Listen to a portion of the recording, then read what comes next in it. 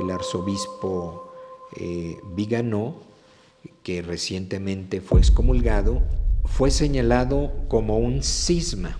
No quiso responder a la invitación que le hacía el dicasterio para la doctrina de la fe, este organismo del Vaticano que se encarga de cuidar la fe de todos. Así que son cosas graves, no es cualquier cosa. En estas semanas recientes nos hemos enterado de algo que ya no es tan común, de algo que ya no lo vemos tan frecuente, que la Santa Sede, el Vaticano, a través del dicasterio para la doctrina de la fe, ha excomulgado a un arzobispo, todo un arzobispo que fue nuncio en Estados Unidos y que ha tenido muchos cargos en la Iglesia desde los tiempos de Juan Pablo II, desde los tiempos del Papa Benedicto XVI y ahora en los años recientes con el Papa Francisco. Y el Vaticano ha declarado su excomunión. ¿Qué es la excomunión y por qué lo excomulgaron a él? Decía esto, en otro momento se entendería inmediatamente, pero ahora hay que explicarnos porque la Iglesia no tiene tan frecuentemente estas actitudes. ¿Qué es una excomunión?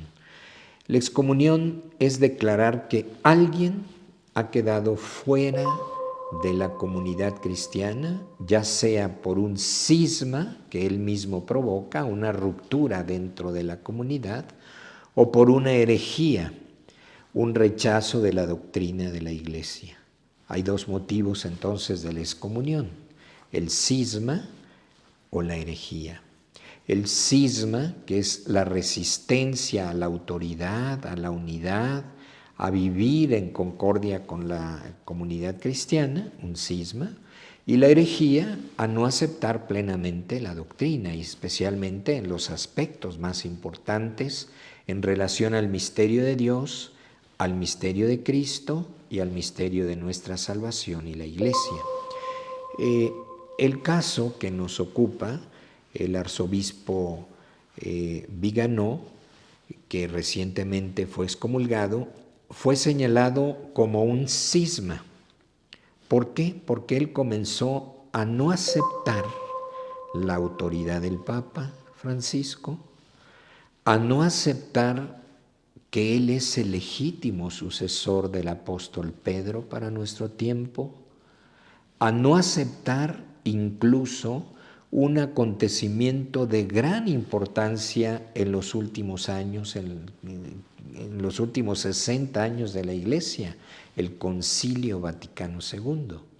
Es curioso porque él ha vivido pues toda su vida, tiene casi 80 años y él ha vivido pues 70 años en una fidelidad a la Iglesia y en un servicio a la Iglesia, pero en los últimos años ha venido a rechazar el Concilio Vaticano II, todo lo que ahí se deriva, la reforma litúrgica, la actualización de la Iglesia y finalmente la autoridad y el ministerio del Papa Francisco. Así que son cosas graves, no es cualquier cosa. Y se ha querido dialogar con él, se le ha llamado para analizar todas sus posturas, porque un personaje influyente está también influyendo en muchos fieles, desconcertando a muchas comunidades y llevando al error y al cisma a muchos otros. No quiso responder a la invitación que le hacía el dicasterio para la doctrina de la fe, este organismo del Vaticano que se encarga de cuidar la fe de todos. Y entonces viene la declaración, ante la resistencia, ante la lejanía, ante la rebeldía, la declaración que él mismo se ha puesto fuera de la Iglesia, excomunión. No hay comunión con él porque él no quiere comunión con la Iglesia.